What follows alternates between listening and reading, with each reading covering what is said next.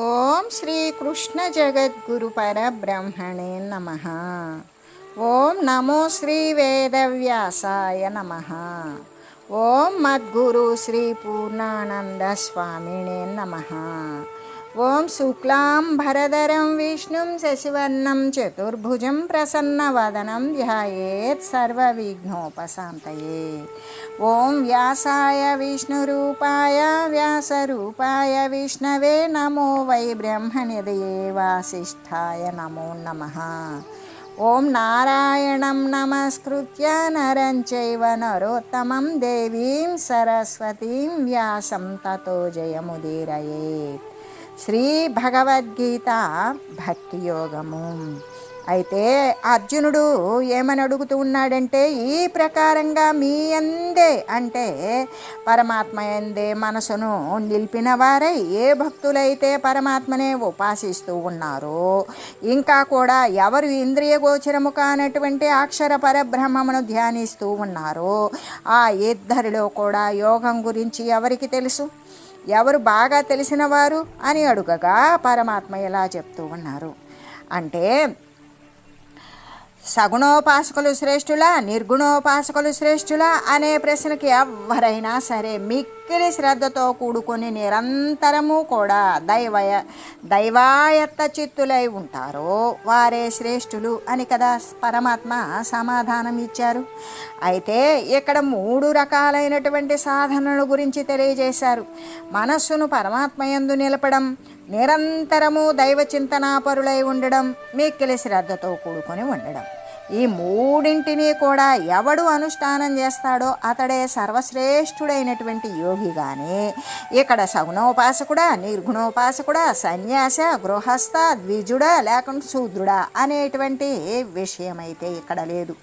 ఎందుకు అంటే భగవానుడు ఎంత విశాలమైనటువంటి భావాలను ప్రకటించారు. భక్తికి శ్రద్ధకు ఏకాగ్రతకు ప్రాధాన్యం ఇచ్చారే కానీ ఒకానొక మార్గానికి కానీ ఒకానొక సాంప్రదాయానికి అయితే కాదు కదా. ఎవరైతే ఇంద్రియాలు అన్నింటినీ బాగా నిగ్రహించి స్వాధీనం చేసుకొని ఎల్లెడలా సమభావం కలిగిన వారే, సమస్త ప్రాణులకు హితం చేసేదాని యందు ఆసక్తి కలిగిన వారే ఇటువంటిది అని నిర్దేశింపశక్యము కానటువంటిది, ఇంద్రియాలకు గోచరము కానటువంటిది, చింతింపనలవి కానిది, నిర్వికారమైనది, చెలించనిది, నిత్యమైనది, అంతటా వ్యాపించి ఉన్నటువంటి అక్షర పరబ్రహ్మమును ఎవరు ధ్యానిస్తూ ఉన్నారో వారు నన్ను పొందుతూ ఉన్నారు అని కదా పరమాత్మ చెప్పడం. ఒకే పరమాత్మ సాకారంగాను నిరాకారంగాను ఉన్నది. అలా ఉండడం చేత సగుణ ధ్యానానికి కానీ నిర్గుణ ధ్యానానికి కానీ లక్ష్యమైతే ఒకటే అయి ఉన్నది కదా. అదే శ్రద్ధతోనూ నిర్మల భక్తితోనూ ఏ ప్రకారంగా ధ్యానించినప్పటికీ కూడా జనులు పరమాత్మనే చేరుతారు. అయితే నిర్గుణ పరబ్రహ్మమును ధ్యానించే వారిని గురించి కదా చెప్పడం. అయితే బ్రహ్మమును గురించినటువంటి విశేషణాలైతే బ్రహ్మ ప్రాప్తికి కావలసినటువంటి శీల సంపదలను గురించి తెలియజేశారు. సాధకుడు సాధ్య వస్తువుకు పరమాత్మను ధ్యానిస్తూ ఉన్నప్పటికీ కూడా హృదయమునందు శుద్ధత్వము లేకపోతే, ఇంద్రియ నిగ్రహం కలిగి ఉండకపోతే, ప్రాణికోట్ల పట్ల దయగనక లేకపోతే వాడు చేసేటువంటి ధ్యానము చక్కగా ఫలించదు. అలా ఫలించని వానికి బ్రహ్మానుభూతి కలగడం కూడా కష్టమే. అతని యొక్క ఉపాసన ఎలాంటిది అంటే, కళాయి లేని పాత్రలో మరి వంటలు చేసినట్లుగానే వస్తువులన్నీ మంచివే వేసి పదార్థాలు తయారు చేసినప్పటికీ కూడా ఆ పాత్ర కనుక శుద్ధంగా లేకపోతే ఆ పెట్టినటువంటి పులుసు అంతా చిలిమెక్కిపోయి ఎట్లా ప్రయోజనం లేకుండా పోతుందో, అలాగే ఈ యొక్క హృదయ శుద్ధి, ఇంద్రియ నిగ్రహము, భూతదయ మొదలైన పవిత్రమైన గుణాలు లేకుండా భగవంతుని నిరాకారంగా కానీ సాకారంగా కానీ ఎలా ఉపాసించినప్పటికీ కూడా పూర్ణమైనటువంటి ఫలితమైతే కలుగదు కదా. కాబట్టి మనకి గీతాచార్యులు ధ్యానశీలురందరినీ కూడా ఒక హెచ్చరిక చేయడానికే కాబోలు ధ్యానం చేసేటువంటి ధ్యాతకు కావలసిన గొప్ప సుగుణాలు ఈ 3ంటిని కూడా నిర్గుణ బ్రహ్మోపాసన ఘట్టమునందు మనకి తెలియజేశారు. అదే ఇంద్రియ సమూహాలను చక్కగా అరికట్టాలి, ఎల్లెడలా సమభావం కలిగి ఉండాలి, సమస్త ప్రాణులకు హితాన్ని చేయాలి. కాబట్టి ముముక్షువులు ధ్యానము మొదలైనవి చేసేటప్పుడు ఈ 3 గుణాలను బాగా అలవరుచుకోవాలి అని చెబుతూ, ఇంద్రియాలను ఒకంత నిగ్రహిస్తే సరిపోదని, దానిని పూర్తి స్థాయిలో నిగ్రహించాలని, సమస్త ప్రాణుల యందు కూడా ఎల్ల కాలమందు సమభావం కలిగి ఉండాలని, ఏ ఒకానొక ప్రాణి పట్ల దయ కలిగి ఉండడం చాలదని, సమస్త ప్రాణికోట్ల పట్ల కూడా ప్రేమ, దయ, ఉపకార బుద్ధి కలిగి ఉండాలి అని కదా స్పష్టమవుతూ ఉన్నది. ఈ ప్రకారములైనటువంటి సుగుణాలు కలిగి పరమాత్మను ధ్యానించినట్లయితే వారు తప్పకుండా ఆ పరమాత్మను చేరగలుగుతారు అనేటువంటి విషయం భగవానుడు నిశ్చయపూర్వకంగా జనులందరికీ కూడా తెలియజేస్తూ అభయాన్ని ప్రసాదిస్తూ ఉన్నారు. కాబట్టి భగవద్ధ్యానం చేసేటువంటి వాడు ఈ 3 గుణాలు తన యందు ఉన్నవా లేవా అని ఎవరికి వారే పరీక్ష చేసుకోవచ్చు అని చెబుతూ, అయితే నిర్గుణోపాసన మార్గము దేహాభిమానం కలిగిన వారికి చాలా కష్టంగా ఉంటుంది అని కదా ఇక్కడ తెలియజేసింది. అది లేకపోతే చాలా కష్టంగా ఉండదు, అంటే సులభంగా ఉంటుంది. ఏది? దేహాభిమానం లేనటువంటి వారికి ఆ నిర్గుణోపాసన మార్గం సులభంగానే ఉంటుంది. అంటే దేహం నేను అనే భావం లేకుండా ఇంద్రియాలను నిగ్రహించగలిగి కోరిక లేకుండా చేసేటువంటి కర్మ అనుష్ఠానం చేత ఈశ్వరుణ్ణి ఉపాసించడము చేత చిత్తశుద్ధిని పొందినటువంటి వారికి ఈ నిర్గుణోపాసన యందు ఏమాత్రము కష్టం ఉండదు. అయితే ఈ నిర్గుణోపాసన అధికతర క్లేశవంతమై ఉండుతుంది అని చెప్పడం ఎవరికి అంటే దేహము పట్ల అభిమానం కలిగిన వారికే, ఇంద్రియ నిగ్రహం లేని వారికే, సగుణోపాసన చేత చిత్తశుద్ధిని పొందని వారికే అని కదా మనం గ్రహించాలి. దేహాభిమానం లేని వారికి, ఇంద్రియ నిగ్రహం కలిగిన వారికి నిర్గుణ మార్గము అతి సులభమై ఉన్నది అని జీవుణ్ణి పరమాత్మ సాన్నిధ్యానికి తప్పకుండా చేర్చగలుగుతుంది అని భగవానుడు చెప్పేశారు కదా. అందుకే మనం ఈ విషయాన్ని మళ్ళీ కూడా జ్ఞాపకం తెచ్చుకోవాలి. కాబట్టి సాధకులు మొట్టమొదటనే అవ్యక్త మార్గం కోసం పరిగెత్తకూడదు.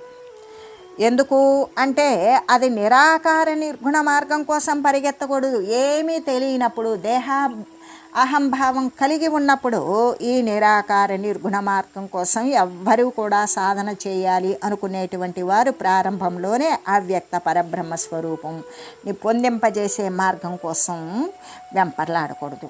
దేహాభిమానము అనే దోషాన్ని భగవంతుని యొక్క ఉపాసన, నిష్కామ కర్మ అంటే కర్మ చేస్తూ కూడా దాని పట్ల ఏ ఆసక్తి లేకుండా, ఫలాపేక్ష లేకుండా చేసేటువంటి అనుష్ఠానాల వలన, భగవంతుని యొక్క ఉపాసన వలన దేహాభిమానము అనేటువంటి దోషాన్ని తొలగించుకోవాలి.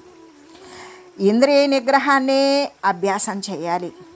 ఈ మానసేంద్రియాలు మనోబుద్ధి చిత్తహంకారాదులు, మరి జ్ఞానేంద్రియాలు చెవి, చర్మం, కన్ను, ముక్కు, నాలుక మొదలైనటువంటివి ఇవి. ఇంకా కూడా కర్మేంద్రియాలు ఏంటవి? నోరు, చేతులు, కాళ్ళు, మలమూత్ర విసర్జక అవయవాలు, ఇటువంటివన్నీ కూడా నిగ్రహించుకోగలగాలి. ఈ ఇంద్రియ నిగ్రహం అనేటువంటిది చక్కగా అభ్యాసం చేయాలి. అలా చేస్తూ క్రమంగా నిర్గుణ పరబ్రహ్మమునందు చిత్తాన్ని గనక ప్రవేశింపబెట్టాలి. అలా ప్రవేశింపజేసినట్లయితే అప్పుడు ఏ ప్రయాస లేకుండా, ఏ కష్టము లేకుండా దైవప్రాప్తి రూప లక్ష్యము అనేటువంటిది సిద్ధిస్తుంది కదా. అంటే పరమార్థ రంగమునందు ప్రవేశించి సాధకులు అనేకులు బ్రహ్మమును గురించినటువంటి ఉపాసన మొదలైనవన్నీ కూడా సలుపుతూ ఉన్నప్పటికీ కూడా ఉత్తమమైనటువంటి ఫలితాలను పొందజాలకపోవడానికి కారణమైతే మనకి ఈ విషయమునందు స్పష్టంగా తెలుస్తుంది. క్షేత్రాన్ని శుద్ధం చేయకుండా విత్తనాలు వేసినట్లయితే ఏమైనా లాభం ఉన్నదా? దున్నలేదు, నీరు పెట్టలేదు, దాన్ని అనుకూలంగా సస్యానుకూలంగా దాన్ని సవరించలేదు. మరి అటువంటి దాని యందు విత్తనం వేస్తే మొలకెత్తుతుందా? అది అంకురించి పంటను దిగుబడి ఇస్తుందా? ఇవ్వదు. అలాగే ఇంకా కూడా పునాది గట్టిగా లేకుండా మేడ కట్టినట్లయితే నిలిచిపోతుందా? గాలి వస్తే మొత్తం కూలిపోతుంది.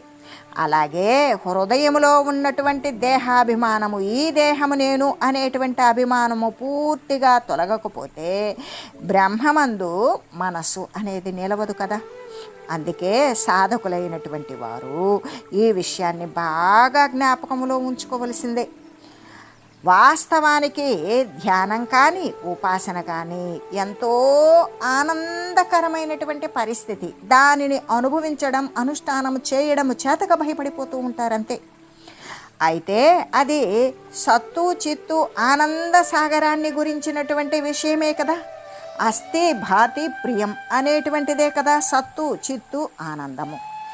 ఏదైతే ఉన్నదో అది చిదానంద స్వరూపమే కదా.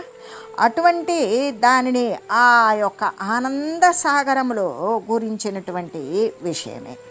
అందులో కష్టము అనేది ఎందుకుంటుంది? ఉండదు. అది ప్రయాసని ఈ యొక్క జీవి అనేక దేహాలను ధరించి కష్టపడేటువంటి ప్రయాసను పోగొడుతుందే కానీ మళ్ళీ కూడా జన్మ జరామరణాలు అనేవి కలగజేసి బాధ పెట్టేటువంటిది కాదు. కానీ జనులు దానిని ఆచరించేటువంటి పద్ధతి తెలియరా.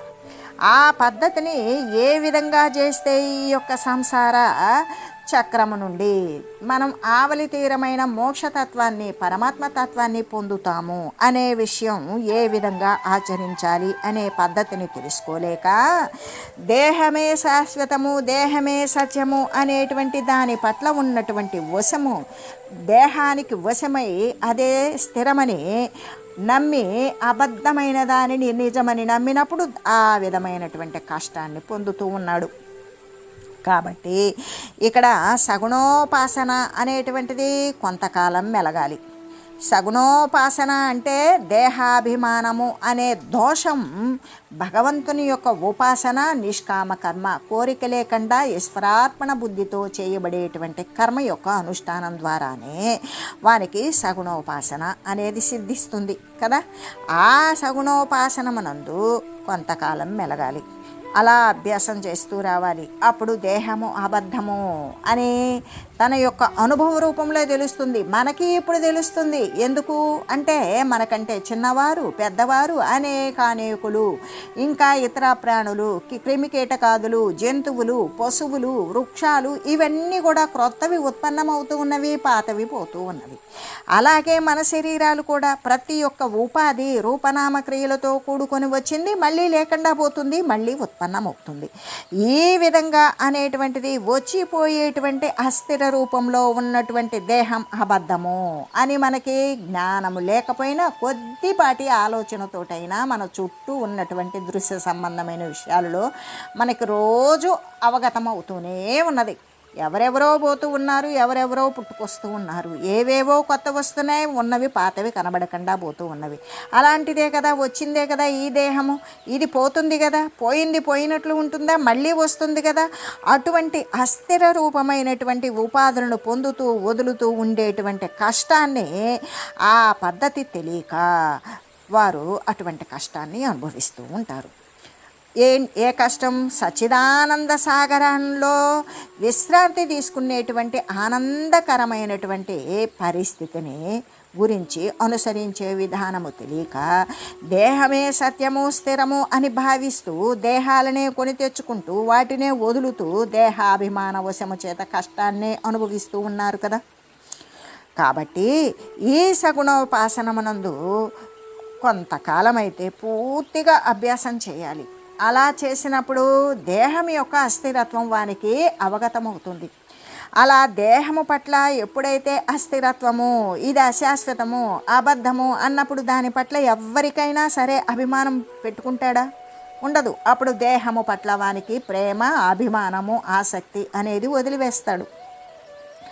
అలా దేహాభిమానం పోగొట్టుకొని తర్వాత ఇక ఈ యొక్క సత్వరజస్తమో గుణాలకు అతిక్రమించినటువంటి శుద్ధ సత్వాన్ని ఆశ్రయించి అక్కడ నుండి గుణాతీత స్థితికి ఎదిగి నిర్గుణోపాసన అనేటువంటిది అవలంబించడం ప్రారంభిస్తాడు. అలా అవలంబించడమే కదా ఉత్తమంలో కూడా ఉత్తమమైనది. అని చెబుతూ అది ఎలా ఉండాలి, అనన్య భావముతోటి ఇతరత్ర ధ్యాస లేకుండా తనను గురించి ధ్యానించేటువంటి వారికి ఈ సంసార సాగరము నుండి నేను ఉద్ధరిస్తాను అని కదా భగవానుడు మనకి సుస్పష్టంగా తెలియజేస్తూ ఉన్నారు. ఏతు సర్వాణి కర్మాణి మయి సన్యస్య మత్పరాః అనన్యేనైవ యోగేన మాం ధ్యాయంత ఉపాసతే తేషామహం సముద్ధర్త మృత్యు సంసార సాగరాత్ భవామి న చిరాత్ పార్థ మయ్యావేశిత చేతసాం. అంటే పరమాత్మ ఇలా చెప్తూ ఉన్నారు, ఓ అర్జున, ఎవరైతే సమస్త కర్మలు కూడా ఫలాపేక్ష రహితంగా అనుసరిస్తూ, ఒకవేళ అలా కుదరలేదు పరమాత్మకు సమర్పించు. నీవు ఫలాపేక్ష రహితంగా చేయలేకపోతూ ఉన్నావు, దానిని పరమాత్మకు అర్పించు.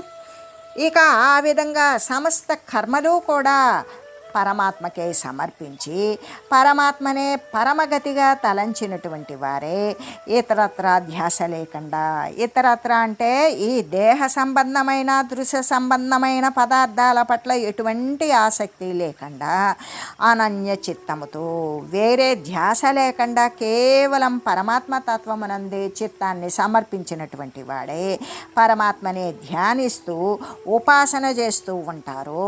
అటువంటి వారు పరమాత్మ యందే చిత్తాన్ని చేర్చినటువంటి అటువంటి వారిని మృత్యురూపమైన ఈ సంసార సముద్రము నుండి పరమాత్మ శీఘ్రముగా బాగా లేవదీస్తూ ఉన్నారు. అంటే ఇక్కడ మనకి సాధకుడు అనుసరించవలసినటువంటి పద్ధతిని, దాని యొక్క ఫలితం ఎటువంటిది, ఖండమైనదా కాదు, అపరిమితమైన ఫలితం, అఖండమైన ఫలితాన్ని పరమాత్మ తెలియజేస్తూ ఉన్నారు.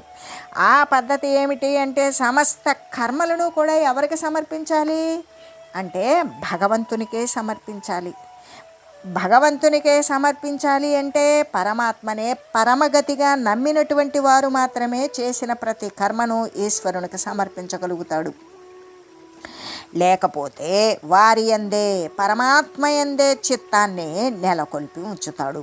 ఏ విధంగా, అనన్య భావముతో ఏకాంత భక్తితో అటువంటి పరమాత్మను ధ్యానిస్తూ ఉంటాడు. ఈ ప్రకారంగా భక్తితో పరమాత్మను ఉపాసించేటువంటి వారులను సర్వేశ్వరేశ్వరుడు కదా, సర్వమునకు కూడా ఈశ్వరత్వము, అధికారిత్వము, ప్రభువు, శాసకుడు, అధిష్టానకర్త అయినటువంటి ఆ సర్వేశ్వరుడు ఈ పుట్టుక చావు రూపమైన, జనన మరణ రూపమైన ఈ సంసార సాగరము నుండి లెస్సగా ఉద్ధరించేస్తాడు. మళ్ళీ కూడా వానికి మళ్ళీ శరీరం పునరావృతం అనేటువంటిది కాకుండా ఉద్ధరిస్తాడు అని కదా పలుకుతూ ఉన్నారు గీతాచార్యులు. అంటే మహత్తర ఫలితము భగవంతుని యొక్క ఉపాసకులకు లభిస్తూ ఉన్నది. ఇంత అని చెప్పనలవిగానంత భయంకరమై మరణ రూపమే అయినటువంటి ఈ సంసార సముద్రమున మునుగుతూ తేలుతూ నానాయాతనలను పొందుతూ ఉన్నటువంటి ఈ జనానీకానికి ఇటువంటి వాక్యాలు ఎంతటి నమ్మకాన్ని, విశ్వాసాన్ని కలగజేయగలవు. పరమాత్మ చెప్పేటువంటి మాటలు అంటే భగవంతుని యొక్క ఉపాసకులకు ఏమి లభిస్తూ ఉన్నది అంటే మహత్తరమైన ఫలితం. ఏం ఫలితం? జన్మ జరా మరణాల నుండి కూడా ఆవలి తీరమైన మోక్షతత్వాన్ని పొంది పరమాత్మయందు పరివ్యాప్తమయ్యేటువంటి స్థితిని పొందగలిగేటువంటిది ఆ విధంగా లభిస్తుంది. అంటే అది లేనటువంటి వారికి, భగవదుపాసులు కానటువంటి వారికి భయంకరమైన మరణ రూపము. అంటే మరణించామా, సంసారము అంటే భార్య, బిడ్డలు, ఇళ్ళు, వాకిలి, ధనము, ధాన్యము ఉన్నటువంటిది సంసారము అనేటువంటిది సంకోచింపబడిన రెండవ అర్థం. సంసార్ అన్నప్పుడు క్షేత్రము అని వస్తుంది. సంసార్ అంటే జీవి యొక్క శరీరగతుడైనటువంటి జీవుడు. అంటే పుట్టుక, ఆ పుట్టటాన్నే సంసారము. వాడు పుట్టాడా, అనేక కోరికలు, వాసనలు, వాటి యొక్క ప్రభావంతో అనేకం చుట్టేసుకొని మళ్ళీ అనేక ఉపాధులను పొందడానికి వాడే ప్రేరణ చేసుకుంటాడు. ఆ కర్మ ఫలితాలు, ఆ వాసనలే సంస్కారాలుగా మారి దానికి తగినటువంటి ఆ యొక్క ఉపాధి అనేది ఉత్పన్నమవుతుంది. కాబట్టి ఈ యొక్క భయంకరమైన మరణ రూపమైనటువంటి సంసార సముద్రమునందే మునిగి తేలుతారు భగవంతుని యొక్క ఉపాసన చేయనటువంటి వారు. నానాయాతనను పొందుతుంటారు, వస్తారు, పోతారు, పుడతారు, చేస్తారు. భవనాశ స్థితులకు లోబడి ఉన్నటువంటి ఆ యొక్క జనులకు ఇక ఆ పుట్టింది మొదలుకొని చచ్చేటంత వరకు అనేక వెంపర్లాటలు, ఆరాటాలు, పోరాటాలు, దిగుళ్ళు, కొద్దిపాటి ఆనందం కోసం అనేక కష్టాలు, విచారాలు, ఏడుపులు, శోకాలు, కష్టతరమైనటువంటి జీవన విధానం, వ్యాధులు, ప్రమాదాలు ఇవన్నీ కూడా వాటితో కూడి ఉంటాయి. కాబట్టి అవన్నీ నానా రకాల బాధలను పొందుతూ ఉన్నటువంటి ఈ జనులకందరికీ కూడా ఇటువంటి భగవానుడు ఇచ్చిన మాటలు ఎంత నమ్మకాన్ని కలగజేస్తూ ఉన్నవి అని చెబుతూ, అందుకే అనన్యభావంతో పరమాత్మను ధ్యానించడం ద్వారా ఇవన్నీ కూడా తప్పిపోతాయి అని చెబుతూ, అనాది కాలము నుండి కూడా సంసార రూపమగు ఈ ఘోర విపత్తునందు తగులుకొని ఉంటున్నాడు జీవుడు. ఏ విధంగా? అనాది కాలము. ఇది ఎప్పటి నుండి జీవికి శరీర ఉపాధులు వస్తూ పోతూ ఉన్నవి అంటే ఇప్పుడు అప్పుడు అని చెప్పలేం. అనాది అంటే ఆ యొక్క దానికి ప్రారంభం ఇప్పుడు అని ఎవ్వరం చెప్పలేం. అటువంటి అనాది కాలము నుండి కూడా ఈ జీవుడు ఈ జన్మ జరామరణాలు, పుట్టుక, చావు, ముసలితనము, వ్యాధులు, కష్టాలు, క్లేశాలు, దిగుళ్ళు, దుఃఖాలు, సుఖం కొద్దిపాటి సుఖముతో కూడుకొని అనేక క్లేశాలు, ఇబ్బంది పడేటువంటి ఈ సంసార రూపమైన ఘోరమైన ప్రమాదమే కదా. ఈ ప్రమాదం నందు తగులుకొని బద్ధుడై ఉంటున్నాడు, దాని చేత కట్టబడి ఉంటున్నాడు. ఇక వాని ప్రమేయం లేదు. కాలానికి వాని యొక్క కర్మ వాసనలకి లోబడిపోయి ఆ యొక్క ఉపాధులను పొందుతూనే ఉంటాడు. అందుకే పునరపి జననం పునరపి మరణం అని కదా చెప్పడం. అంటే మళ్ళీ శరీరం వస్తుంది, పోతుంది, మళ్ళీ వస్తుంది, మళ్ళీ పోతుంది, మళ్ళీ పుట్టుకలు వస్తాయి, మళ్ళీ పుట్టుక వచ్చిన ప్రతిసారి మళ్ళీ మరణం వస్తుంది అన్నట్లుగానే ఈ కాలచక్రమున పరిభ్రమిస్తూ ఉంటాడు. అలా అల్లాడిపోతూ ఉన్నటువంటి జీవునికి భగవానుని చేత చెప్పబడినటువంటి ఈ మాటలు ఎలాంటివి అంటే సంజీవి వంటివి. వానిని ఎల్లప్పటికీ కూడా జీవించి ఉండేటట్లు శాశ్వతమైన పరమాత్మతత్వాన్ని పొందడమే కదా వానికి సంజీవి అని చెప్పబడుతూ ఉంటుంది. అంటే ఒక నీళ్ళల్లో మునిగిపోతూ ఉన్నాడు, మునిగిపోయేవానికి నావ దొరికింది, ఇంకా వాడు అక్కడ రక్షింపబడినట్లే కదా.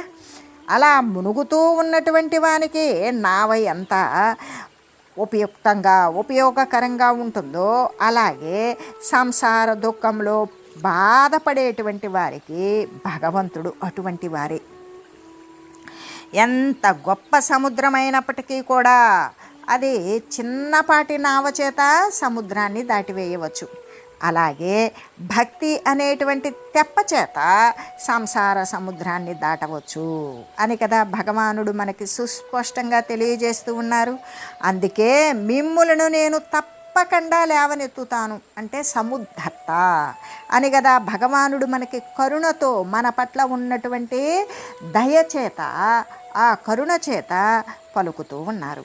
అయితే ఎవరి చేతినైతే పైకి చూచి వారి యొక్క అనుగ్రహాన్ని కోరుతూ ఉంటారో, ఎందుకు అంటే వారి యొక్క చేతులు పైకి పెట్టాలి, పైకి పెట్టి నన్ను రక్షించండి అన్నవాడిని ఎవరైనా రక్షిస్తారు, కానీ ఎవ్వరు ఏమీ కోరకపోతే ఉండదు కదా. అట్లాగే ఇక్కడ ఆయన కరుణతో పలికినప్పుడు ఎవరి చేతులైతే పైకి చాచి ఇలా పరమాత్మ యొక్క అనుగ్రహాన్ని గురించి కోరుతూ ఉంటారో, భగవంతుని స్మరణ ఉపాసన చేస్తూ ఉంటారో అటువంటి వారినే కదా లేవనెత్తుతారు, కానీ తక్కిన వారినైతే కాదు కదా. ఎవరిని గురించి చింతించరో, ఎవరిని గురించి ధ్యానింపరో అటువంటి వారి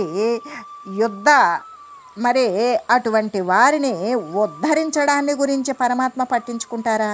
పట్టించుకోరు. నాకేమీ అహంకరించిన వాడిని ఎవ్వరూ పట్టించుకోరు, భౌతికమైన అంతే. ఆ విధంగానే వారు ఈ దుఃఖసాగరముని ఇంకెంతో కాలం తిరగాడవలసి వస్తుంది.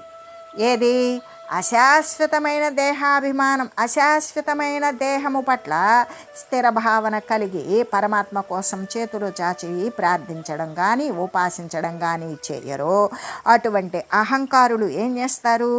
ఈ యొక్క జన్మజరా మరణాలు, ఈ ఉపాధులను పొందుతూ వదులుతూ ఉన్నటువంటి ఈ దుఃఖ సాగరంలో ఇంకా ఇంకా అనేక జన్మలు శరీరాలు తీసుకుంటూ ఇంకెంతో కాలము తిరుగాడవలసి వస్తుంది కదా. అందుకే జీవుడు తాను చేయవలసిన పనే కనుక చేసినట్లయితే, జీవుడు చేయవలసిన పనేమిటి అంటే వాడు చేయవలసిన పని భగవంతుణ్ణి చేతులు జాచి తనను ఉద్ధరించమని కోరుకోవాలి, ప్రార్థించాలి, ఉపాసించాలి. అది ఎట్లా? అనన్యమైనటువంటి భక్తితోటి. భగవంతుడు అలా చేసినప్పుడు భగవంతుడు తాను చేయాల్సినటువంటి సముద్ధరణాన్ని చక్కగా ఉద్ధరించడం అనేది పరమాత్మ చేస్తాడు కదా. కాబట్టి విఘ్నుడైనటువంటి వాడు ఏం చేస్తాడు అంటే తాను అనుభవిస్తూ ఉన్నటువంటి సంసార సాగర నిమజ్జన రూప ఘోర విపత్తును గుర్తిరుగుతాడు. ఎల్లవేళలా అనేక ఉపాధులు వస్తూ పోతూ ఉన్నవి. ప్రతి ఉపాధికి కూడా కష్టాలతో నష్టాలతో దుఃఖాలతో కూడుకున్నటువంటి శరీరాలు పోవడం మళ్ళీ రావడంతో ఈ సంసార సాగరంలోనే పుట్టడం చావడం, ఆ సముద్రంలోనే మునిగిపోవడం, మళ్ళీ కూడా జన్మ అనేటువంటి తేలడం, ఈ విధంగా ఉన్నటువంటి ఘోర ప్రమాదాన్ని గుర్తెరిగి మరణము మరే పుట్టుక అనే బాధలను సంపూర్ణంగా తొలగించుకోవాలి. అలా తొలగించుకోవడం కోసం భగవానుని వెంటనే భక్తిపూర్వకంగా సేవించాలి. అప్పుడు ఇక భవరోగము అంటే పుట్టుక అనేటువంటి రోగం నశింపజేసుకోవడానికి ఇదే కదా సముచితమైనటువంటి మందు అనే చెబుతూ అటువంటి ఔషధం. కాబట్టి భవరోగము పుట్టుక రాకపోతే చావు లేదు, పుట్టుక చావు లేకపోతే వాడు పరమాత్మ స్వరూపుడే అయి ఉన్నాడు కదా. అందుకే ఎల్లప్పుడూ కూడా ఈ మరణము జన్మజరా మరణాలు అనేటువంటి బాధలను పూర్తి స్థాయిలో తొలగించుకోవడానికి భగవానుణ్ణి వెంటనే భక్తిపూర్వకంగా సేవించాలి. భవరోగ వినాశనానికి ఇదే కదా సముచితమైనటువంటి భేషజము అని చెబుతూ ఓం మంగళం పావన గీతామాతా జయ మంగళం భక్త జనావని బంధ విమోచని భవభయహారిణి భవ్యదాయిని మంగళం. ఓం మంగళం శ్రీ కురుక్షేత్ర రణక్షోణి విహారిణే పార్థసారథి రూపాయ గీతాచార్యాయ మంగళం. ఓం మంగళం మహత్.